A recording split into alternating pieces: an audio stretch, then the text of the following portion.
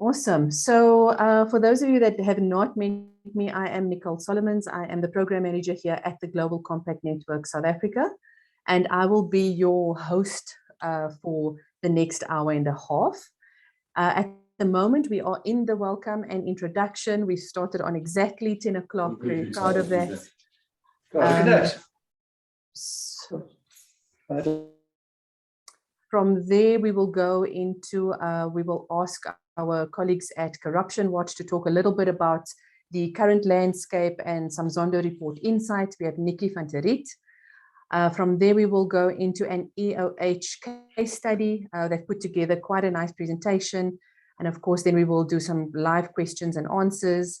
And we will close hopefully just before 11:30 if we don't run slightly over time because we have such a lot to cover. So before I hand over to Nikki, for those of you that are not too familiar with the Global Compact itself, it was established, it was the brainchild of Kofi Annan in 1999 and was established in 2000. It really is first of all, it is the biggest corporate sustainability initiative in the world, and it is a principles-based approach. It has a principles-based approach. There are 10 Global Compact principles that are based on human rights, labor rights, environment, and anti-corruption. And so it would make sense that we give effect to the anti-corruption principle by hosting compact dialogues, specifically like these that you have today. And then we also support business in progressing the sustainable development goals that we would obviously like to reach by 2030. Like I said, the largest corporate sustainability initiative in the world. Currently, we have over 16,000 businesses that are committed to the 10 principles. We also have non-business participants, and these include academia, NPOs, NPCs, and so on. We are, in terms of the network, we cover about 160 plus countries, and there are 69 local networks, of which the South African office is one.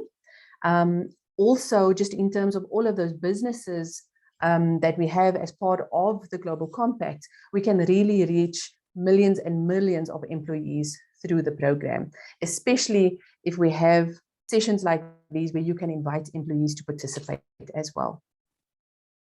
So how we drive impact at the Global Compact, it really is about supporting business to deliver measurable impact on the world's most pressing challenges. We drive impact through specific goals. And for those of you that know the programs that we do, really at the moment, climate, gender, SDG integration, those are some of the important issues that we are driving. We scale ambition, and we do that, of course, by the amount of companies that we work with, but also across sectors and across geographies. And then making measurable progress, but really importantly here is being transparent about that. And we have a process called the communication of progress, which talks about where businesses then talk about the progress that they've made. All of this is underscored by those 10 principles as mentioned earlier. So that's just a little bit about the Global Compact. I want to now hand over to our very first speaker. As I said, Nikki van der Riet, Head of Legal and Investigation at Corruption Watch. I will stop sharing my slides, Nikki, and allow you to come in here. Thank you so much, Nicole, and good morning. Specifically, thank you to the Global Compact Network for this opportunity to address each of you today. Thorin, you've got access to the slides. Thank you so much. Thorin is with me at Corruption Watch and will be handling our PowerPoint today. So Corruption Watch is a non-profit civil society organization, and it was launched in 2012. It is the local chapter of Transparency International. We encourage the public to report incidences of corruption to us, and we use this information as the basis to fight corruption in South Africa and to hold our leaders accountable. Our vision is built on a corruption-free society, and we do this through research, policy advocacy, strategic litigation, select investigations, public mobilization campaigns, and mass communications and public education. It is our mandate to build networks, such as the network that we have with the Global Compact, and to work on collaborating with government, civil society, and private sectors, nationally, regionally, and internationally. So our invitation today, we've been invited to discuss the importance of ethical behavior and anti-corruption in the private sector, with a specific focus on the current anti-corruption landscape, drawing on insights from the Zondo reports. My discussion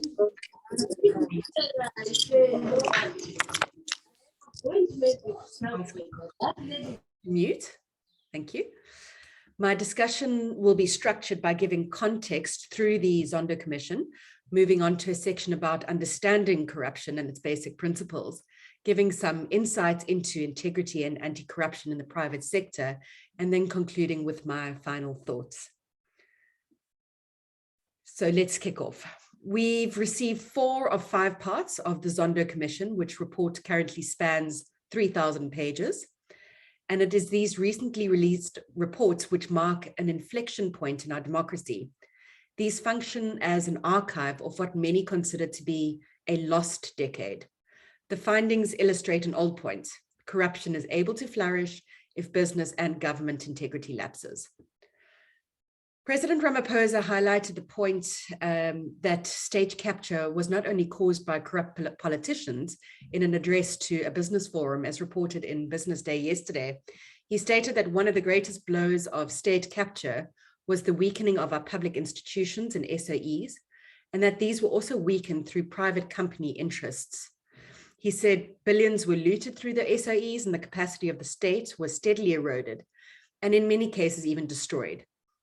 In a number of cases, some companies and individuals in the private sector were complicit in acts of corruption, overcharging, and collusion.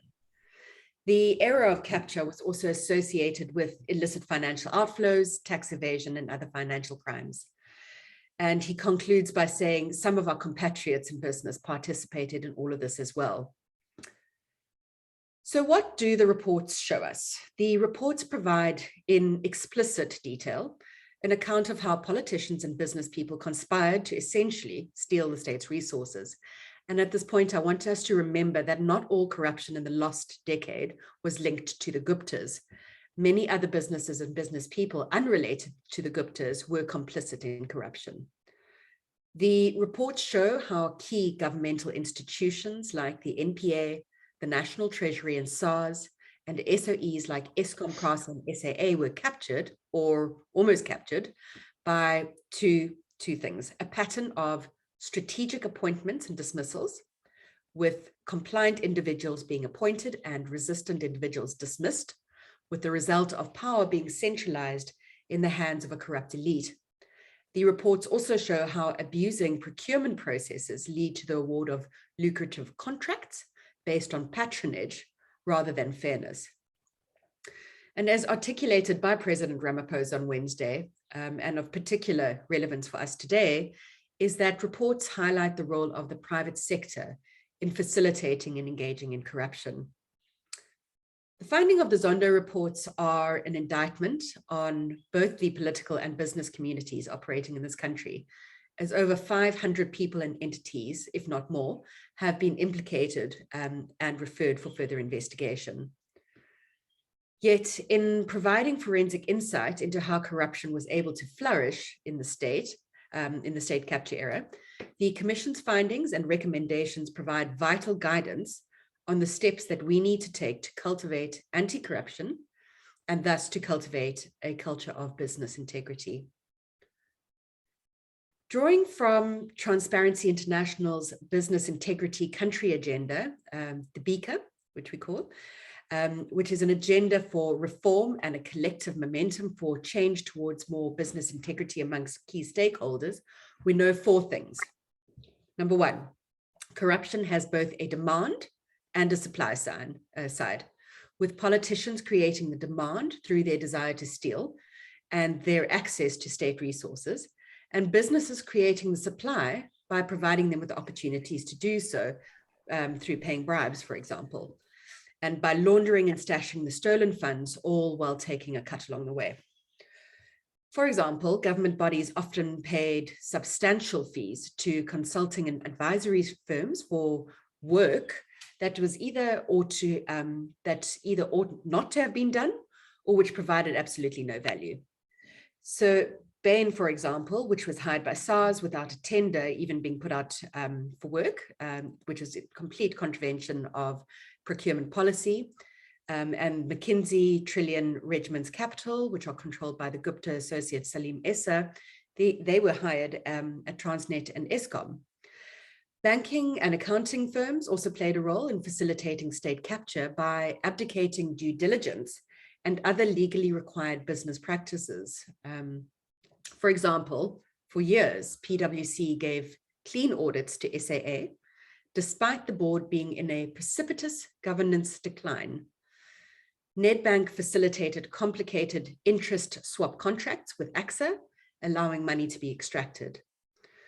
And from the bank's perspective, Gupta's had accounts at HSBC and other banks, and these banks really ought to have detected that money was being laundered through their accounts. Law firms have also played a role, for example, by creating shelf companies. And there are many examples in the report. The point is that these seemingly legitimate institutions lent corrupt actors their credibility and their access to and knowledge of financial infrastructure. In this way, they enabled the capture of the state. Consider, for example, how the private company Bosasa paid industrial scale cash bribes on a monthly basis to a variety of government officials. We can think of Dudu Myeni in this situation, in order to secure a range of government contracts. The reports function as more than just an archive and a postmortem. They also provide a really helpful blueprint for improvement through their recommendations, which come in two forms. Recommendations that specific individuals be investigated and or prosecuted, with over 130 entities having been named, including various high-profile politicians and business people. And the second type of recommendation is for institutional reforms, including the following four, being greater protection for whistleblowers and the provision of financial incentives for those that come forth with true information. Harmonization of the currently fragmented public procurement legislation. The creation of an independent Chapter 9 style anti-corruption agency focused on overseeing public procurement with its own investigative unit, litigation unit, and stroke court. Reform on how boards are appointed in SOEs is also an important detail that is going to be forthcoming in part 5 of the report that is yet to be released. So, given this, what role can private sector play in not only preventing corruption, but also furthering a culture of anti-corruption? This is the question that we intend to unpack over the course of this conversation. First, though, let's take a step back to understand from first principles what exactly we're talking about and what is at stake. What is corruption? Transparency International defines it as corruption as the abuse of entrusted power for private gain. This can take many forms, and often a single corrupt deal will implicate many subtypes. For the sake of time, I'm not going to take you through the definition of each subtype. Rather, I'm just going to call them out. It's fraud, extortion, collusion, and then differentiating between grand corruption and petty corruption. We can circulate our slides to anybody who would like to have them, to have these definitions. So why is corruption bad? We've narrowed down the harm it does to 3 reasons. It undermines competition, leading to a poorer quality of goods and services, and making it harder for new companies to enter the market. It undermines economic growth, leading to economic devastation and a loss of investor confidence. This is reflected in our astonishingly high unemployment and inequality rates, and our declining annual GDP rate. Between 2014 and 26, it averaged 1.1, and it's sort of hovered scarily at that point ever since. This also generates conditions of political instability, as people cannot find jobs and the state fails to deliver basic goods and services. It impacts on human rights, for example, socioeconomic rights like access to potable water and electricity, which is undermined when services are not delivered. And on this front, in effect, because of these conditions, the poor are forced to pay an additional tax in the form of bribes to access services which they are entitled to in the first place, and these services are mispriced and inefficient. And the last point is that it erodes the rule of law. It degrades trust in government. It undermines the legitimacy of democracy and democratic institutions. It creates conditions for attack on democratic values and scapegoating. In this regard, we need to only think back of the xenophobic attacks that have happened over the years. And it puts the country at risk of really becoming a failed state. So what are the causes of private sector corruption? We can think about this in a number of ways, by sector, economic causes, and individual causes. Let's look at by sector first. Some sectors are actually more vulnerable than others, particularly those where there are large amounts of money involved and where the procurement systems are opaque. Research that we've done suggests that the industries most plagued by corruption are oil and gas, construction and development, and infrastructure. Military procurement is also very high risk. In general, contract-dependent sectors are more vulnerable to corruption. They also have a lower quality of management and lower levels of performance. For example, high-tech industries, which acquire components of their products through a large number of contracts with suppliers, are more vulnerable to corruption and institutional inefficiencies compared to the food industry, for example, where there are fewer contracts that are required and components are available in the retail market. Turning to the economic causes, where certain companies engage in corruption to gain a competitive advantage, a snowball effect ensues.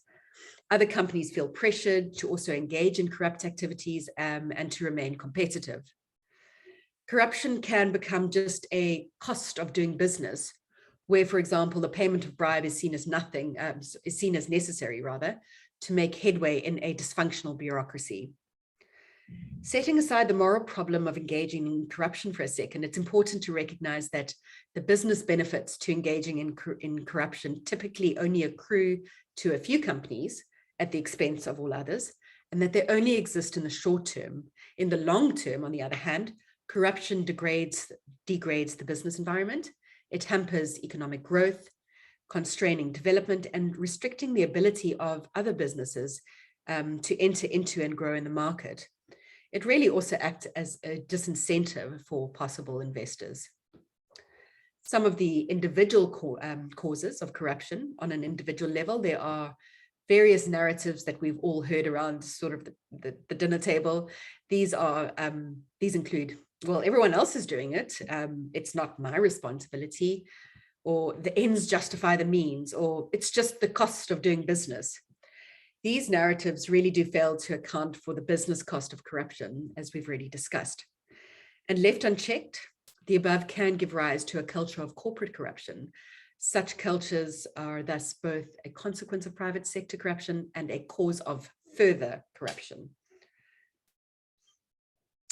So there are three processes by which such a culture can actually become embedded in an organization. These fall under the categories of institutionalization, rationalization, and socialization. Turning to the first, institutionalization, it is the corrupt practices that are embedded in the company structures and processes. Think of the Basasa example of how payments of bribes to government officials really became a daily routine. Rationalization, individuals buying into the self-serving narrative that we've already spoken about. Socialization, where new employees are socialized into a system and the norms that tolerate or permit corruption. And in this regard, peer pressure imposed by senior leaders within a company can play a key role here. With employees that refuse to engage in corruption may be unfairly targeted, harassed, forced to leave, such that over time, the majority of employees that remain in the company are actually complicit. Turning to integrity and anti-corruption. To ward off private sector corruption, companies need to foster a culture of integrity. But how is this done? One of the key ways of doing this is through anti-corruption programs. These need to be embedded within companies. Before discussing how, it would be useful to contextualize anti-corruption. Give me one moment, please.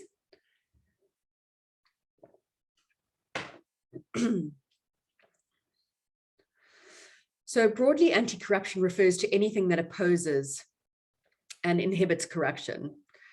A coherent anti-corruption framework or ecosystem requires values and standards, tools, capacity, skills and approaches, laws and policies, and adhering to those laws and policies, institutional coherence, and special measures, really turning to institutions or commissions of inquiry, deferred prosecution agreements, blacklisting and sanctions.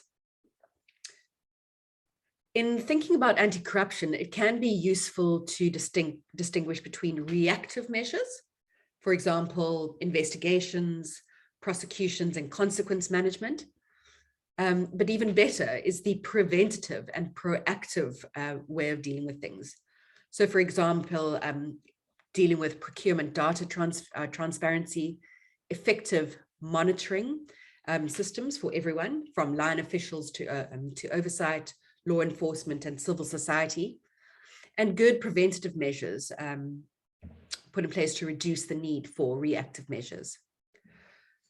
So for a private company, one needs a comprehensive, tailored, implemented, and actively monitored anti-corruption program.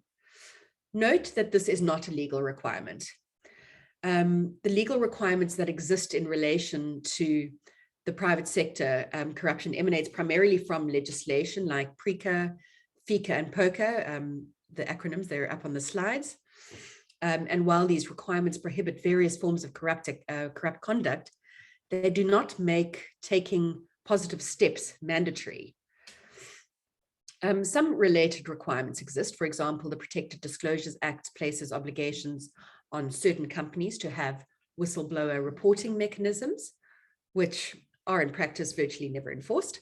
The Companies Act requires certain companies, for example, SOEs, publicly listed companies, and companies with a public interest score of over 500, to establish social and ethics committees, which are tasked with monitoring various things like business and human rights compliance and includes corruption.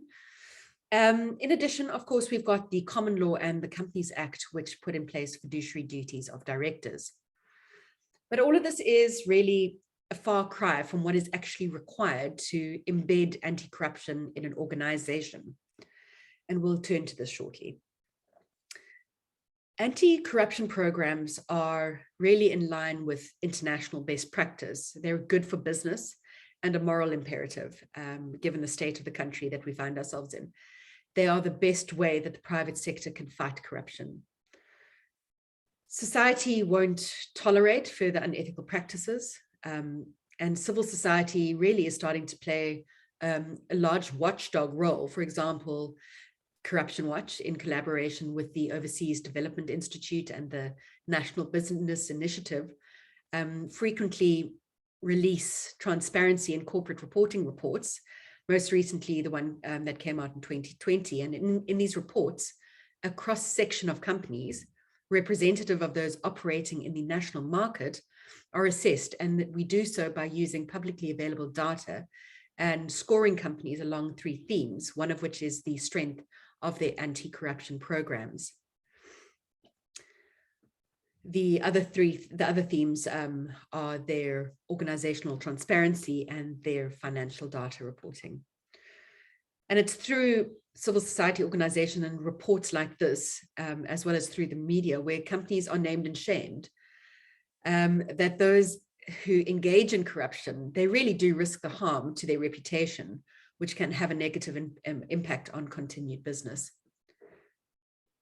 But besides the reputational damage, companies face other potential consequences for engaging in corruption, such as blacklisting for procurement related issues, legal action, both civil and criminal, against personnel within a company or the company itself, and the imposition of sanctions by government.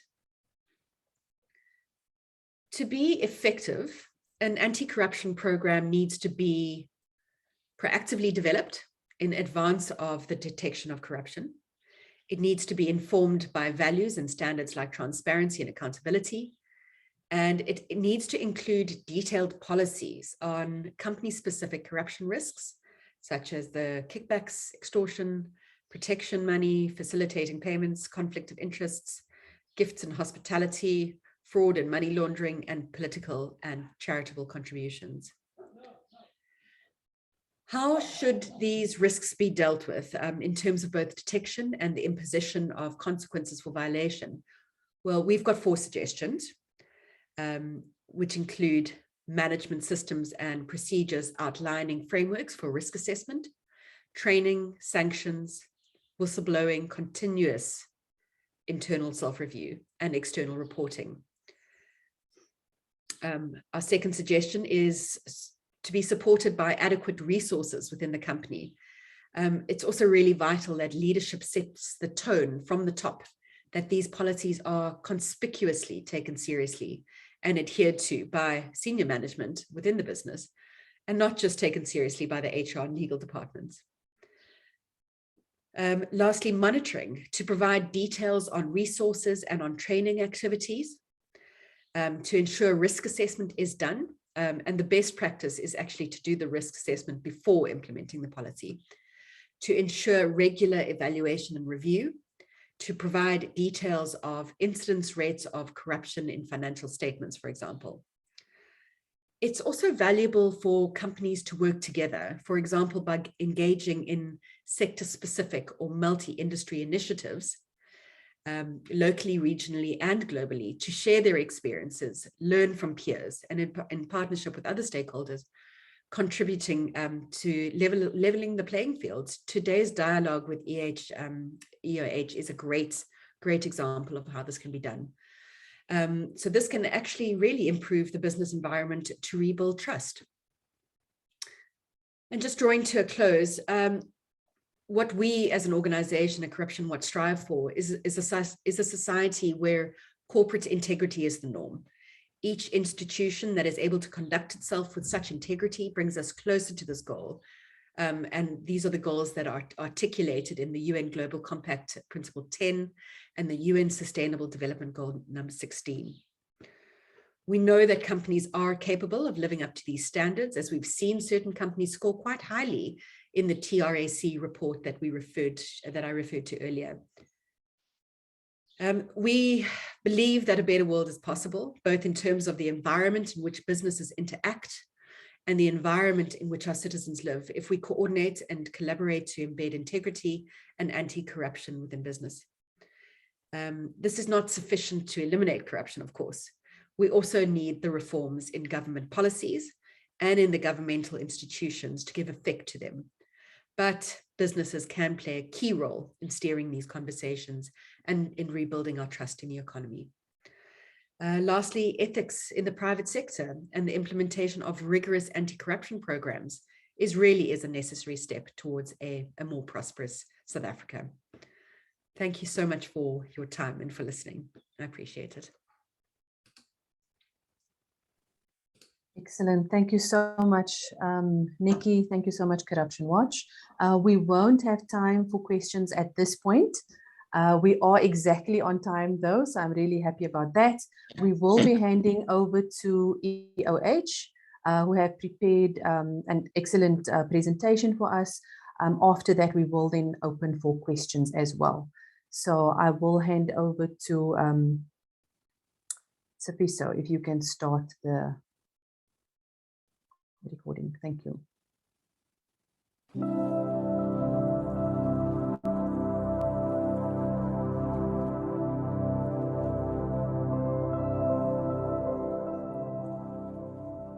Good day all. My name is Fatima Newman and I'm the Group Chief Risk Officer for EOH. I was appointed to head up the forensic investigation for EOH in 2019 by the Group CEO Stephen Van Coller amidst a tumultuous time. As one of the largest ICT organizations in South Africa, EOH had gone from being the darling of the stock market to being a company fraught with allegations of corruption and mismanagement. Today I'm excited to share with you the journey we undertook as a leadership team and as a company to tackle the legacy corruption issues and deal with the perpetrators of wrongdoing in order to be able to save the jobs of the over 11,000 people and ensure that EOH became a strong and ethical corporate citizen and an example for corporate South Africa in the fight against corruption. As signatories of the UNGC, the new EOH leadership team is proud to uphold the principles in the Charter, and we remain committed to the efforts in removing the scourge of corruption in the world. In this case study, you'll hear about the journey we undertook, our approach to stakeholder management, and the difficult leadership decisions we had to take along the way. I'd like to thank everyone who agreed to participate in the videos that form part of this case study. The commitment to our journey and our efforts to eradicate corruption within EOH are greatly appreciated. Finally, we will share with you how this 3-year journey has taught us many lessons and created a foundation for the new leadership team, our EOH people, and our many stakeholders to focus on growth and opportunities. Our CEO, Stephen Van Coller, shares his view on the journey we undertook and provides details on what happened during those difficult times.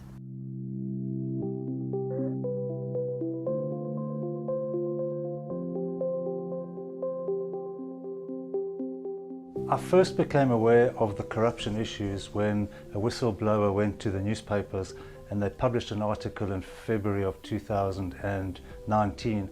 And when I looked at it, very quickly we realized that what the whistleblower was saying was largely true. The problem was that we had to react incredibly quickly because it was now absolutely in the public domain. And EOH previously had had some negative press around some of these issues, but somehow had managed to squash them up until then.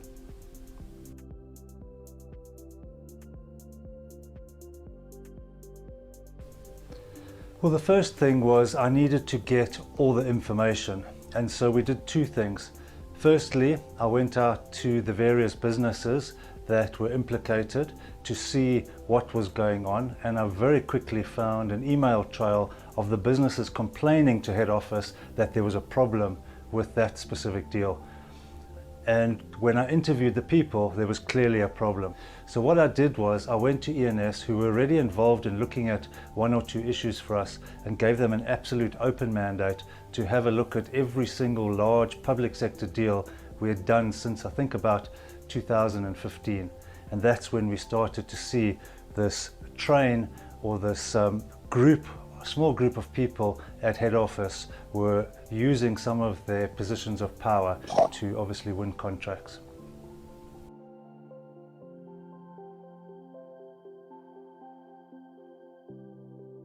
The 2 most important things, I realized very quickly that EOH was very systemic to South Africa Inc.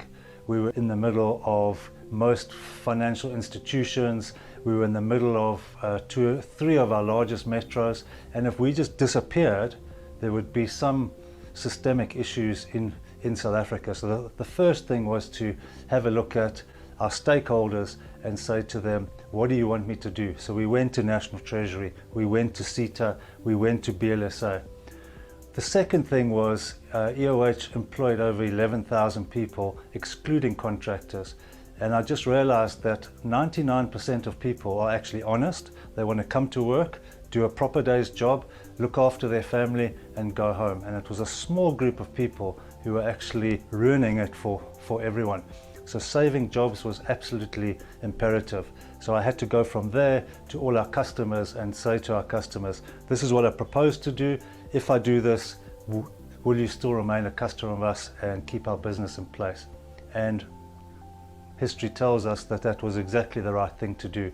Being totally transparent, being open, and actually working with our stakeholders to get the right result of saving as many jobs as possible.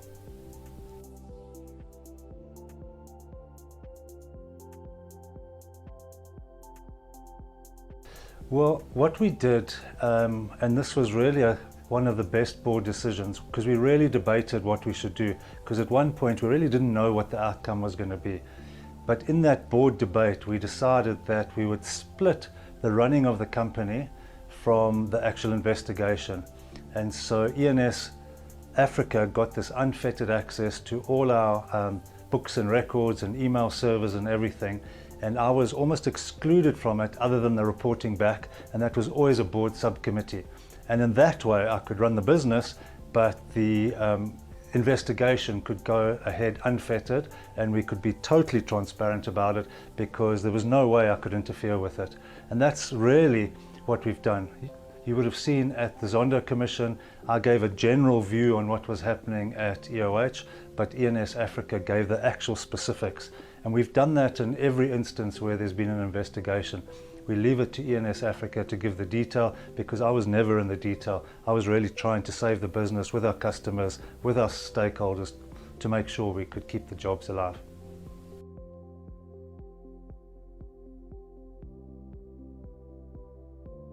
Well, what's interesting, there's a big cliche, always hire people better than you. But in our situation, I really didn't have a choice, because I needed the best people in each of their various guises or their various roles, because I just didn't have time to be a bossy boss.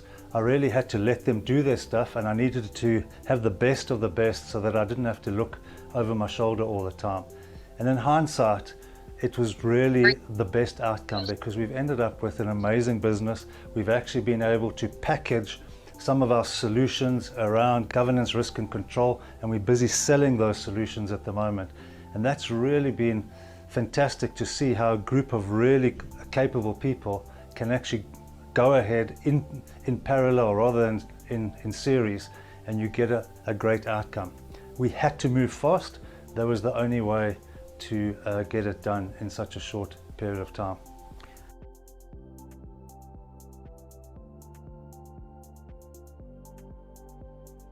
That's a very, very difficult balance. I suppose when you have a purpose, like save jobs, it makes it a little bit easier, because you don't focus on your issues, you focus on saving the jobs and other people's issues. And we've seen that that has been one of the best outcomes. I've had so many emails from staff saying, thank you for saving our family, because through COVID and everything, a lot of people had 2 or 3 or 4 people working in a house. Today they have 1, and it's the EOH job that got saved. Yes, there were some jobs lost, but at the end of the day, we had to do the best for the majority.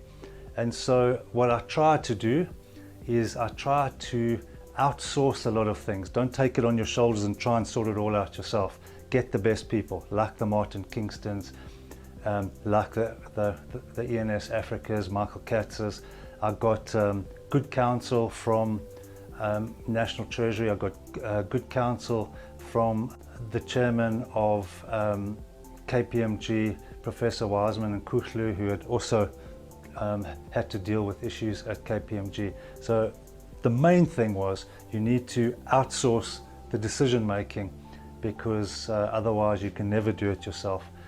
Just the pressure gets too much, and I can only thank my board for being there the whole time to have these discussions and really deliberating it. And hindsight, we've made most of the decisions correctly. Very helpful.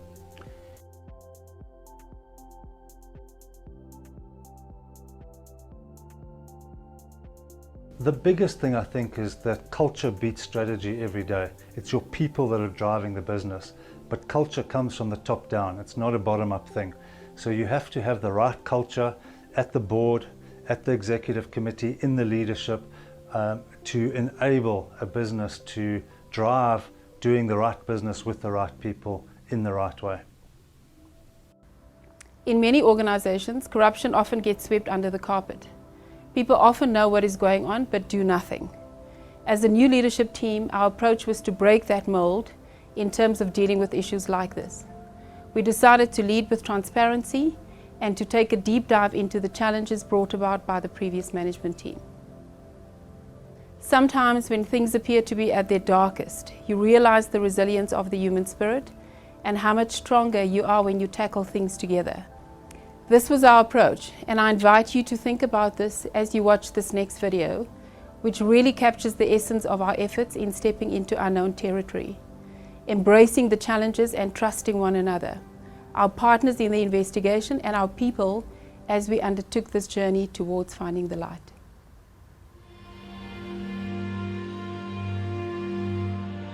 It sometimes feels like life is trying to fit you in a box. School is putting you in a box. Your job is putting you in a box. Your insurance company is putting you in a box.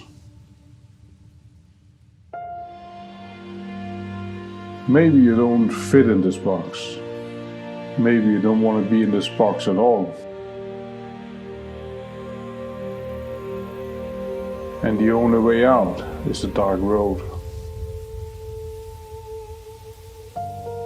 It's not an easy decision to take.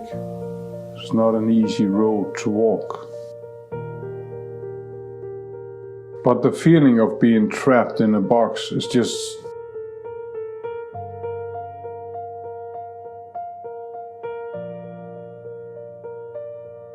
so you venture into the dark.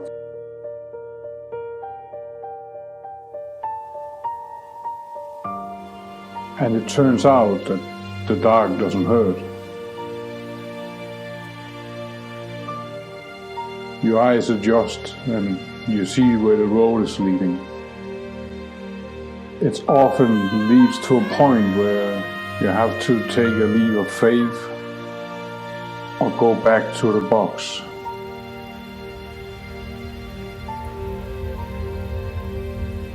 So you jump.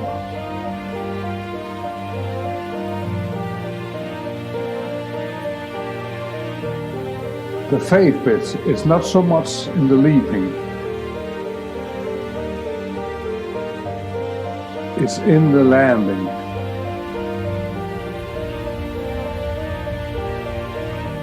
The space between them can feel forever.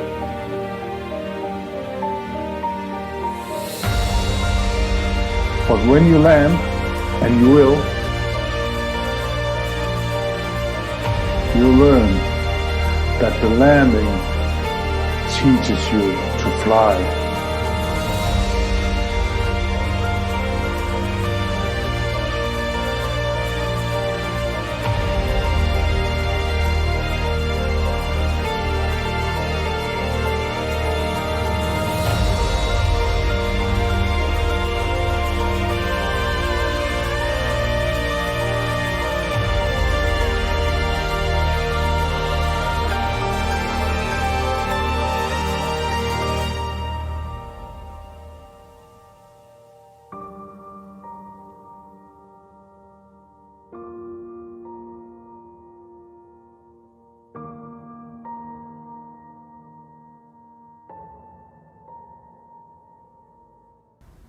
To deal with the allegations and the business reorganization, we focused on 3 operational themes: creating more transparency on the business and the financials, creating a fit-for-purpose capital structure, and rebuilding our credibility through establishing robust governance. In terms of credibility, we focused on rebuilding the EOH credibility and reputation by addressing the corruption allegations and putting processes in place to protect the business. We facilitated the bedding down of an experienced King IV compliant board, as well as bringing in an entirely new management team comprising of very talented individuals who wanted to be part of this turnaround. We worked extremely hard to regain market trust by ensuring that the leadership kept all stakeholders abreast of details of the forensic investigation as it unfolded. It was this transparency with the board and the market in general that saved the 11,000 jobs. We committed to ensuring that EOH re-establishes its role as the preeminent South African provider of ICT products and solutions on the continent and to ensure that EOH is well positioned to play a key role in society, with our ability to serve almost the full spectrum of client needs in both large private companies and the public sector as they navigate their way towards the fourth industrial revolution. Upon my arrival in 2019, a forensic investigation by ENS Forensics was already underway. ENS Forensics found evidence of a number of governance failings, including unsubstantiated payments, tender irregularities and unethical business practices primarily limited to public sector businesses. All individuals implicated in the wrongdoing are no longer employed by the company, which included a group of EOH employees primarily from the public sector vertical team. EOH, with support from ENS, has fully cooperated and continues to engage with all authorities. From a liquidity perspective, we were deeply focused on creating a sustainable organization, deleveraging the business, understanding and managing our cost base, driving productivity, and ensuring we run an efficient working capital structure. This focus has come through in our results as our quality of earnings continues to improve together with our continual improvement in performance year on year. We even achieved an unqualified audit by one of our Big Four firms, PwC, in 2020. More recently, we are proud to say that at our recent interim results announcement, we were able to tell the market that we had delivered a profit following a successful turnaround. This last 6-month result enables us to achieve the next phase of progressing an optimal capital structure to catalyze investment in growth opportunities and consequently enhance our client value proposition. In terms of transparency, running in parallel to the ENS Africa investigations, EOH set about establishing a dedicated GRC and compliance team and has overseen the implementation of extensive enhancements to the compliance program and control environment to ensure that identified gaps and deficiencies are addressed. The changes included the following: a leadership commitment to anti-bribery and corruption compliance, the rollout of the comprehensive compliance policy framework, and the implementation of face-to-face dedicated anti-bribery and corruption training for employees, in addition to online training to the newly adopted Code of Conduct. We also retained ENS Africa, PwC and the University of Stellenbosch Centre for Corporate Governance in Africa to support the implementation of the new risk governance framework to ensure an effective basis for the company to move forward. Up next, one of EOH's strategic advisors during the investigation, Martin Kingston, Chairman of Rothschild South Africa, Chairman of the Steering Committee of Business for South Africa, and at the time of the investigation was the Vice President of Business Unity South Africa, discusses the role that transparency played in the way EOH managed its legacy corruption issues. My name is Martin Kingston. I'm the Chairman of Rothschild in South Africa. I'm also the Chairman of the Steering Committee of Business for South Africa. And at the time that we started working with EOH, I was the Vice President of Business Unity South Africa.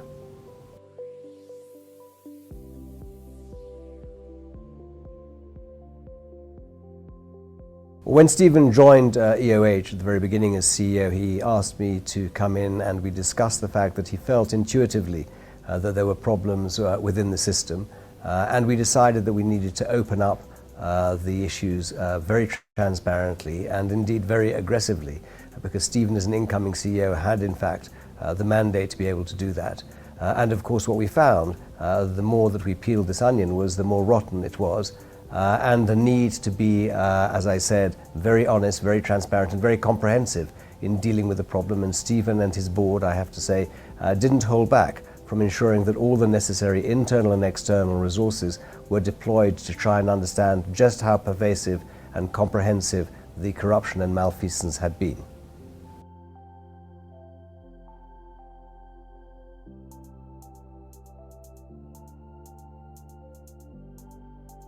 Well, EOH started this process in the middle of when we were having to deal with state capture in South Africa, and many very high-profile firms, international firms, had been associated with that, from KPMG and McKinsey to Bain and SAP. And the difference between EOH, I have to say, and the others was its willingness to step up to the plate and to grasp the nettle, to take ownership of the fact that there had been problems and there were problems within the business, and to arrest them as quickly as possible. What we learnt, of course, is that all you need is one bad apple, in fact, to poison the entire bunch. and that, I think, is what happened within EOH and many of the other companies concerned. Most importantly, Stephen was prepared to lead by example. He recruited a team of people whose integrity, commitment, and indeed, I have to say, their transparency was beyond reproach. He hired first-class external advisors, particularly the lawyers, to help him work through this. He made a clean breast of it to the authorities, and in that context he built real and fundamental trust with all of his stakeholders, and I think it has stood EOH in much better stead given the fact that there was such significant systemic corruption in the company.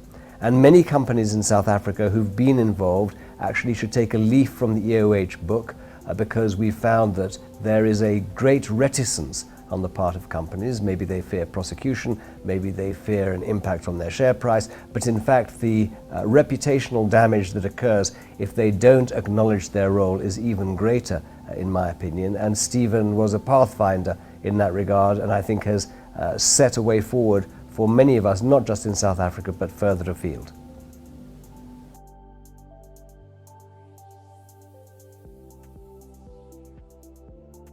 We need to be able to promote whistleblowing, in particular, first and foremost, by protecting them, because they feel extremely vulnerable, and understandably so, specifically and particularly in South Africa, where the risks are very great that they are running.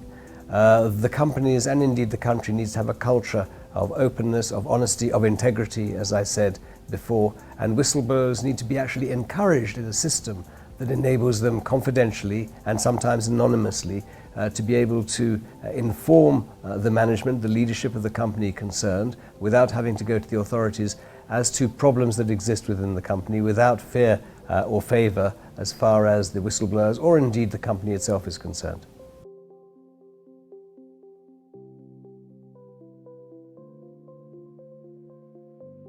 I think it takes a very long time for companies to recover their reputation. You know, reputations get built over decades and destroyed in a day.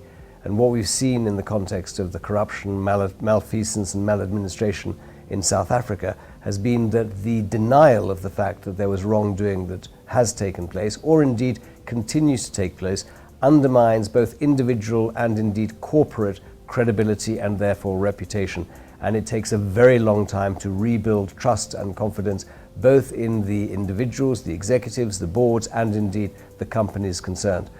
So my view is very simple, that is, there is no option, having carefully considered all of the issues, but to make a clean breast of it and to actually hold people to account internally and externally, because ultimately society holds each and every one of us to account.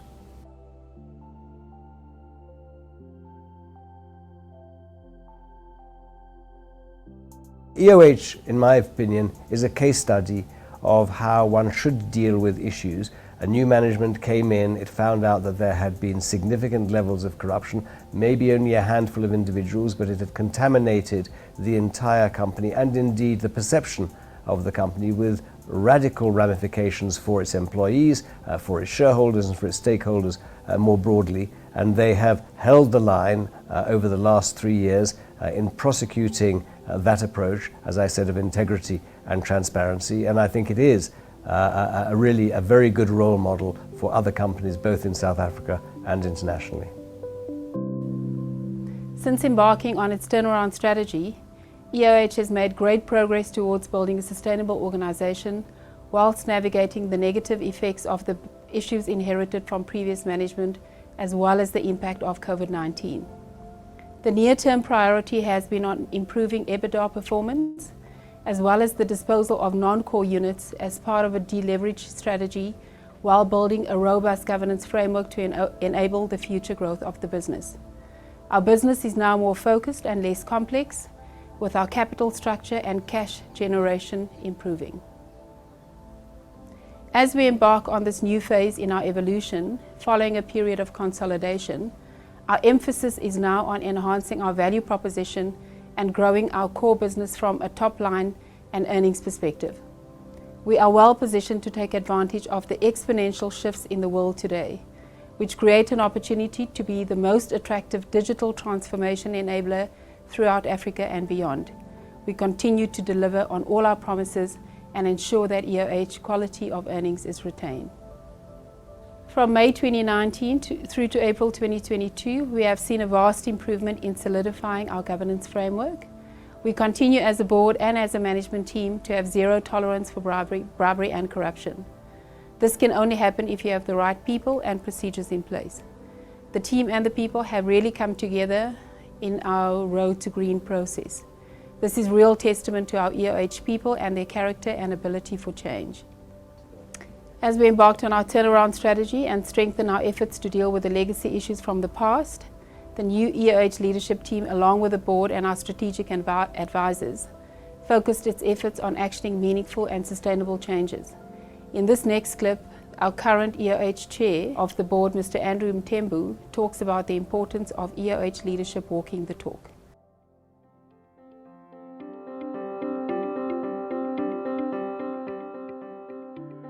It remains critical for a company's leadership and board to adhere to their fiduciary responsibilities, as credibility cannot be achieved without transparency and accountability.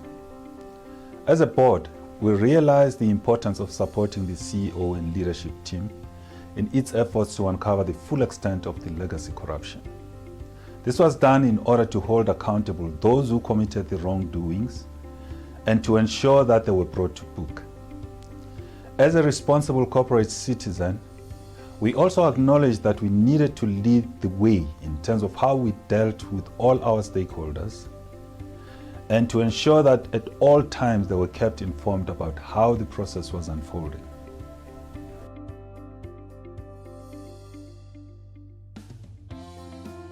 The current board of directors of EOH spent a significant amount of time rebuilding credibility through establishing a robust governance framework. This included creating more transparency within the business and ensuring the accuracy and reliability of the financial information disclosed to the market, whilst at the same time continuing to work through the remaining legacy issues that it inherited. EOH worked tirelessly to address the inherited legacy issues and to ensure that EOH is once again a respected name in the South African ICT sector. Upon receiving the ENS Africa report, the current board and leadership took the following actions. The ENS Africa report revealed evidence of a number of governance failings and wrongdoing at EOH. As a group, EOH was committed to ensuring that all perpetrators of wrongdoing are brought to justice. Following the outcome of the forensic investigation, the current board and leadership reported the concerns and the details of the parties implicated in the irregularities to the Directorate for Priority Crimes Investigation, better known as the Hawks. The company has also terminated the employment relationship with individuals who have been directly implicated in the identified wrongdoing. The suspicious transactions arising from the investigation were reported to the Financial Intelligence Center. The current board of directors agreed to pursue civil prosecutions against some of the perpetrators identified during the forensic investigation. The current EOH board and leadership will continue to act decisively in respect of any further wrongdoing that may be identified in the group.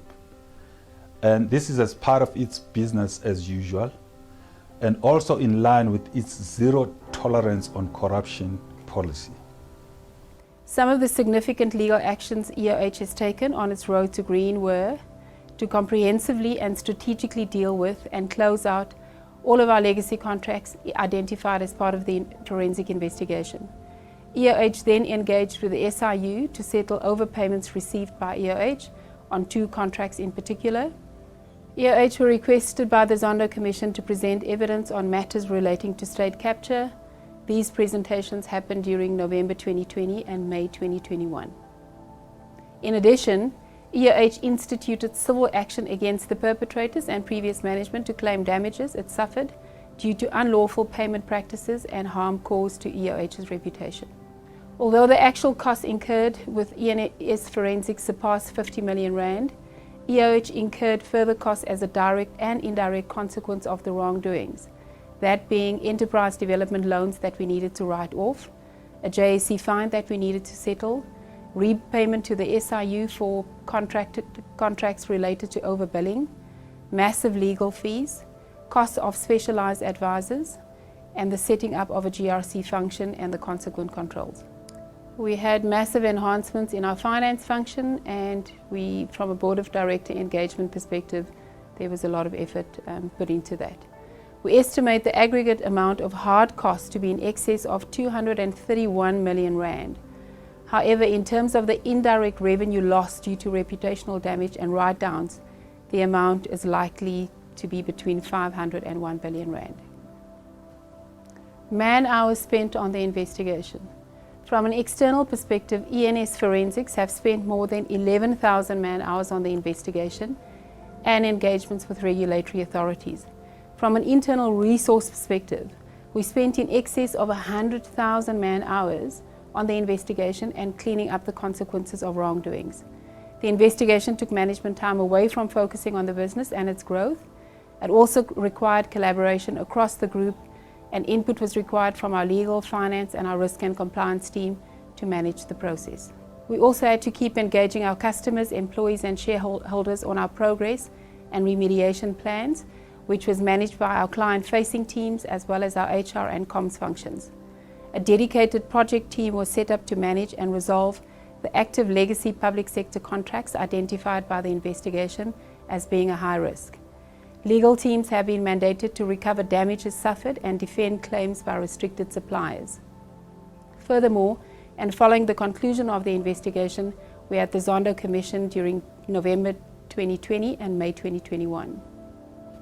As you may be aware, EOH provided assistance to the Judicial Commission of Inquiry into State Capture. Recently, we received acknowledgement by Judge Raymond Zondo in his 4th report to the President of South Africa on the outcome of the Judicial Commission of Inquiry into State Capture. In his report, Judge Zondo said about EOH and our Chief Executive Officer, Stephen Van Coller, there is no other company that has been of greater assistance to the Commission in relation to the investigation of historical wrongdoing within its ranks. The State Capture Commission's latest report, which details the goings-on in contracts between EOH and the City of Johannesburg, describes EOH as a unique case in that it was alone among all of the companies mentioned in proceedings that approached the State Capture Commission proactively to be given the opportunity to disclose publicly what wrongdoing had taken place historically within its ranks. This was truly a proud day for all of us at EOH to receive this accolade, and we remain committed as a group to transparency with a firm commitment to continue our ethical corporate citizenship. We will also continue to shine a light on the critical importance of standing up for what is right and in supporting the efforts to remove the scourge of corruption in our country. When the new leadership team joined EOH, we found a group of really talented individuals and an organization with exceptional promise that had been shattered by the actions of a few. As we began to rebuild, one of our priorities was to energize our governance, risk and compliance function. We needed to build systems, processes and teams that would allow us not only to recover our credibility, but to future-proof the organization against unethical practices and embed a culture that would support the highest standards of integrity and ethics. As we picked up the pieces and rebuilt a proud EOH, people and technology came together in a distinctive way to create a GRC function that we believe has tremendous potential to empower and protect people. With these new policies, tools and controls in place, we have witnessed a fundamental change in the way the company is being run at every level. After all the work that has been done to instill an ethos of courageous leadership and to deal effectively with the legacy of the past, we have ended up with a committed, courageous team and a set of internally built technology-enabled tools that has empowered our talented GRC people to do their jobs effectively, creatively and without fear. One of the fundamental issues we need to grapple with as leaders, and certainly as a society, is that rules, guidelines and code of ethics are not enough to prevent the staggering levels of corruption and deviation from ethical standards that we are seeing not only in South Africa, but around the world. The world is very different today, and the only way to future-proof your business is if you grow ethically and sustainably, and to be transparent both with your customers as well as with your staff and your communities. As Stephen mentioned, we have been through a tough period, but it has provided a necessary burning platform, and we have not let this crisis go to waste. Allow me to share some of the many lessons we have learned. Businesses aren't corrupt, people are. Corruption is instigated, normalized and practiced by individuals who have made the choice to be corrupt. If you don't have a culture of doing the right things in the right way, with the right customers, you're finished. Combating that culture of corruption can revive a business. Complex corporate structures are at particular risk of corrupt practices. Complexity is sometimes explicitly implemented to obscure. The solution is accountability and transparency, and the separation of crucial roles to avoid conflicts of interest. Limited governance and compliance are early indicators of possible corruption. The governance structure is also reflective of executive culture, which is even more important. Checks and balances are vital and should be established in 3 layers. Frontline employees, a compliance and an internal audit function, and external audit as second and third lines of defense. Board independence is crucial. South Africa has a world-class governance guideline in our King Code, and its implementation really makes a difference to oversight. Make sure the board meetings are happening properly. Quality of minutes and presentation packs are very quick indicators of how well these guidelines are being adhered to. Make it easy for whistleblowers. This is the one thing that really saved us. It's not good enough just to get information from whistleblowers. It must be actionable. We developed the Expose It whistleblowing app, which allows you to do more than get something off your chest. It allows you to build a case. It is very important for there to be visible action and two-way communication. It's a courageous thing whistleblowers are doing, and they need to feel supported, valued, and protected. Do not use middlemen. They are a risk, as you cannot control what they are doing when they are representing your brand. Today, if you are using middlemen, you are using the wrong business model. Furthermore, South African legislation refers to this as fronting, and it is illegal. If you don't stand for something, you stand for nothing. If you compromised once, you eternally compromised. What has kept us going at EOH is the realization that 99% of people truly want to do the right thing. People want to subscribe to a moral code that makes them feel good and worthy. Everyone in the business needs to be accountable for delivery of their bit. Not only is it best practice for employee satisfaction, it also ensures the right culture from the top. As mentioned previously, one of our approaches in terms of future-proofing the business was to strengthen GRC at EOH. We appointed a small team of committed, experienced people, provided them with an ecosystem of digital tools that gave them exponential reach and effectiveness, and then used those tools to embed a culture of ownership, engagement, and responsibility across the organization. Since the group had also been saddled with debt and we did not have the luxury of building a GRC function by immediately appointing several large teams, in the end, this proved a really valuable opportunity and became one of our strengths. Because we were a small team, we had to be able to work across silos. And because we couldn't handle all the data processing manually, we had to find digital solutions. Embedding GRC within our culture requires more than robust systems. We needed meaningful organization-wide training in compliance. The EOH culture is very much centered on continuous learning in a way that relies on technology. We met people in that space, making use of robotics and gamification to craft an engaging learning platform. The result was over 97% uptake of our GRC training across the organization. That speaks for itself.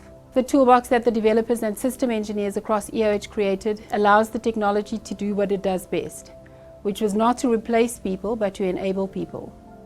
We let the machines gather information, record, consolidate, and simplify it, which then freed us to do what humans do best, which is to think creatively, engage, analyze, and plan. This toolbox has evolved into a GRC as a service ecosystem, a suite of solutions that together enable and empower GRC processes to run more efficiently. We now have a fully integrated GRC ecosystem that can also be applied across diverse organizations in a modular fashion. We have been given a single view of what's happening across a large and a diverse group of companies. A system like this enables better assurance and creates comfort for all. You know where the pain points are and where the problems lie. We have also managed to embed a deep sense of accountability, both at a leadership level and at an employee level.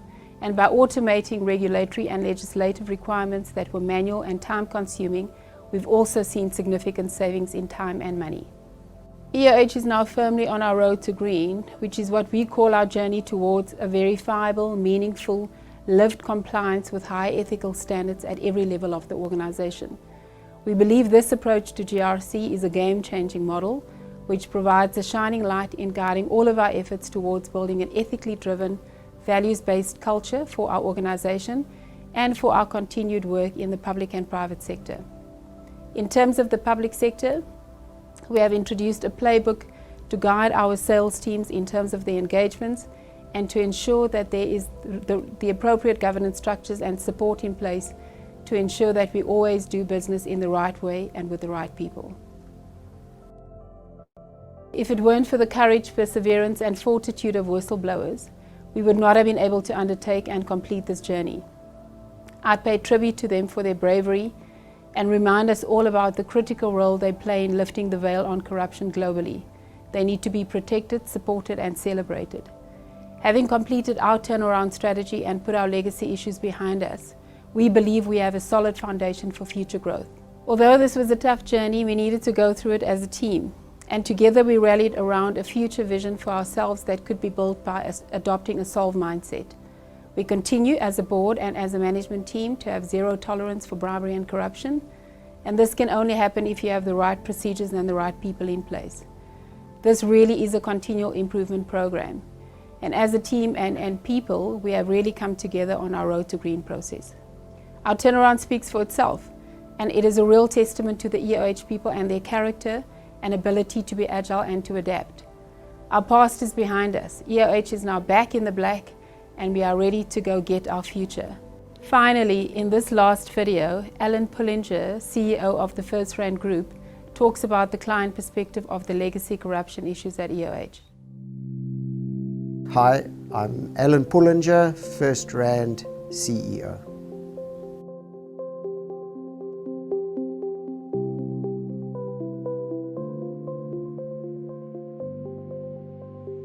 Yeah, I mean, I guess like many South Africans and taxpayers, we were, deeply disappointed. I suppose what made it worse is EOH was at one point in time was the darling of the market. So, listed, lots of investors had climbed into the EOH story. It seemed like a really good story. It had continued for some time.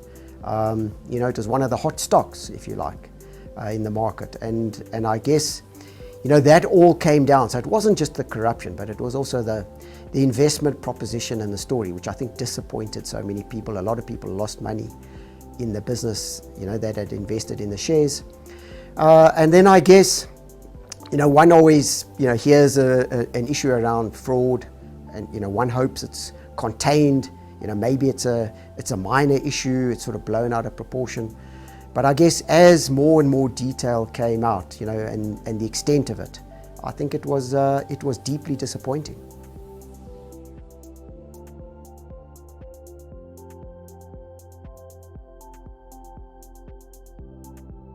Well, EOH is it's one of the big service providers, to I think all of the big banks, and certainly a long-standing service provider to the First Rand Group and to FNB, I guess in particular. Of course we had to stand back, we had to really think about what was going on here. I remember some early conversations that we had with Stephen, and how did we take that forward? We asked for full accountability. Please keep us informed of what's going on. I guess we really didn't want any more surprises. We pushed quite hard to say, has the worst come out? Is the business, is the board taking this stuff seriously? I guess we held, Stephen's feet to the fire. We were very open. We were candid with Stephen. We said it's a great business. It's provided great services to us. But if this thing doesn't get back on the right track, if we don't see the right steps being taken, we're going to have no choice but to walk away. We simply can't continue with that relationship. So we pushed Stephen hard, and I must say he was really good, meeting with the team, coming out, sharing the plans. He told us when further public announcements were going to be made.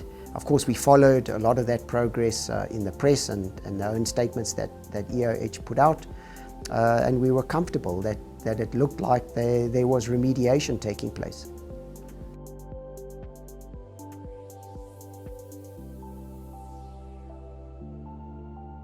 I guess what helped in the conversation is I knew Stephen and you know, a lot of the senior executives knew Stephen from his banking days, so he wasn't an unknown quantity for us. You know, we really kind of knew the character of the individual, you know, that we were speaking to. We also knew that, of course, Stephen had, you know, he had no incentive but to absolutely clean up. You know, his prospects, you know, lie in the new EOH, and he's got nothing to do with the old EOH. So we knew he was going to follow a particular approach. We knew he was going to turn over all the rocks. And we could see it, you know, we could see it in a refresh of the board. We could see, you know, a new sort of corporate governance policy being published by the business, you know, code of ethics.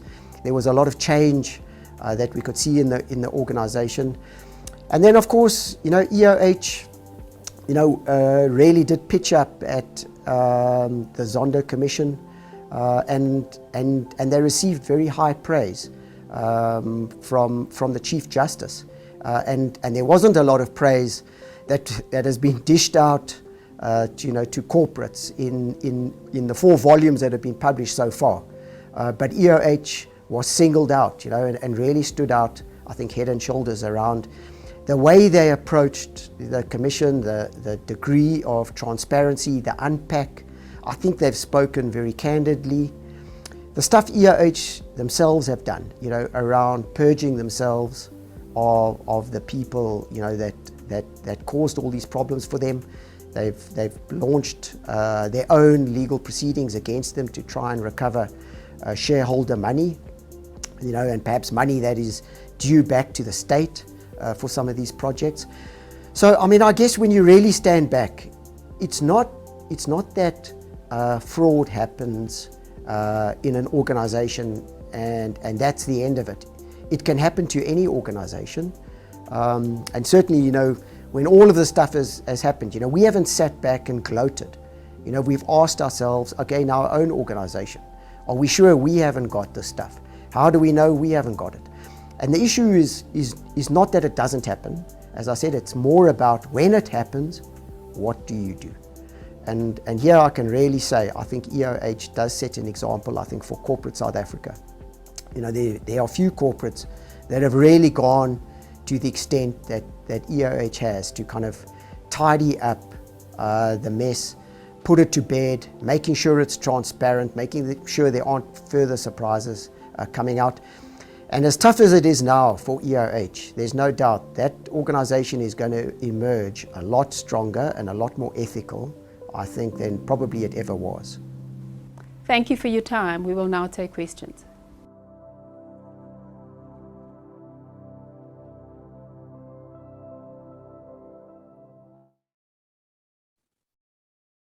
Excellent. Thank you so much to the EOH team for a fantastic case study, really comprehensive, really taking us through all of those chapters. Fatima Newman is here in the call with us to take questions. Fatima, I see there has been, first of all, there was a comment. So maybe let's start off with the comment by Josephine that has left. She said, as I jump off to another engagement, I would like to commend EOH on demonstrating it can be done. It's never easy to look within and apply the mirror. The demonstration of leadership and courage is clearly evident. Corruption Watch, keep up the good work. Happy Friday to everyone. So just a nice comment there. And then there is a question. I want to ask that if there are any more questions, please, you are more than welcome to put them in the chat. So Fatima, to you, I'm sure there is a lot more corruption in South Africa that we don't see. Why do you think more whistleblowers don't come forward more often? Thanks, Nicole, and really thank you to the Global Compact for putting this session on this morning. Being a whistleblower is it's a courageous thing to do, and once you step into that realm, it's like pulling the thread on a piece of cotton. You're not sure where that's going to go. And if you don't, I guess a lot of people don't step forward because they're not sure from a protection perspective and from a culture point of view what that looks like in the organization. And typically we found, specifically in the EOH case, is that people don't do that because they don't know whether they're going to be protected, how they're going to be viewed by their peers, etc. Are you the snitch, etc. But I think, as Nikki highlighted very appropriately, from a cornerstone and from a principal perspective, these things don't come to life by themselves. So in the absence of having your frameworks, etc., it also depends on what you're going to do with it. These things don't live by themselves in files, etc. So there's a very definitive action that the leadership and the rest of the organization has to do for purposes of upholding that. And my sense, by and large, is that whistleblowers don't have the appropriate protection, and so therefore they never step forward. We couldn't have solved the issue in EOH had it not been for whistleblowers helping us put that puzzle together. Remember, we were largely a new leadership team, and we simply didn't know the organization intimately enough. We didn't know where all of the issues were. And so you could, from a very theoretical perspective, start from a point in time and then try and work your way through. That just would have taken too long. So we absolutely needed assistance and needed people to help us, point us in the right direction. I think, jumping forward slightly from a Zondo recommendation perspective, you can see how the Commission has thought about this, and how they, in a very structured way, try to put the right framework in place, I guess, in order to support that. I do think it's going to take a while for us to get there, and a lot of work within organizations need to happen before people, I guess, have the courage to see it through. Absolutely, thank you. Nikki, are you still on the line? There is a question for you as well. How great do you think the corruption challenges are at the SME level? Interesting one. Hi, I'm still on the line, thanks. So corruption within the public and private sectors has become obviously one of the main problems for businesses all over the world, and corruption is detrimental to all types of companies, large and small. It affects everyone from multinationals to locals. The research has revealed that it really does pose a particular problem for smaller firms, though, especially like trying to extricate oneself from not engaging in corrupt practices, because as in many cases, they don't really have a choice but to resort to corrupt practices if they want to survive in the market.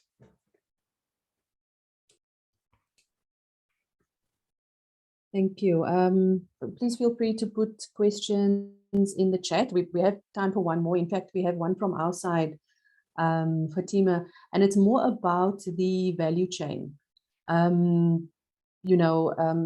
How do we ensure that anti-corruption mechanisms are actually implemented across the value chain? Because you could be doing fantastic in your own business, but what happens within your value chain does definitely affect the organization. So how do you ensure that you implement that, or at least create that awareness across the value chain? And I suppose that does talk to the SMEs or other businesses within that value chain as well. It's an interesting question, Nicole, and I guess to Nikki's point, so if you take enterprise development as a standalone, as an example, there was a very clear, definitive, and very good reason why that was written into regulation, because from an SME perspective, corporates have to come to the party in order to support these small businesses. Now, the intention of the legislation was simple and quite sound, is that you have to spend a portion of your organization funding towards the development and upliftment of those enterprise development partners. And in most organizations that works relatively effectively. I say relatively effectively because there is still a lot of work to be done, because some of us also see it as a compliance exercise. You get to the end of your financial year end, the money needs to be spent, and so you look for people in the system in order for the money to flow, in order to claim the points. And then I guess we had our example where it was also seen as a loophole. So as opposed to ringing true of the intention of and living in the spirit of the legislation, it was seen as a way of siphoning funding out of organizations. The result is, I mean, all kinds of really negative effects of people not wanting to do a lot for the money. If I meet the right criteria from a race perspective, then I should qualify, etc. But there's a whole host of other structural issues that suffers as a consequence. So the skills transfer component that is intended for purposes of that piece of regulation doesn't happen.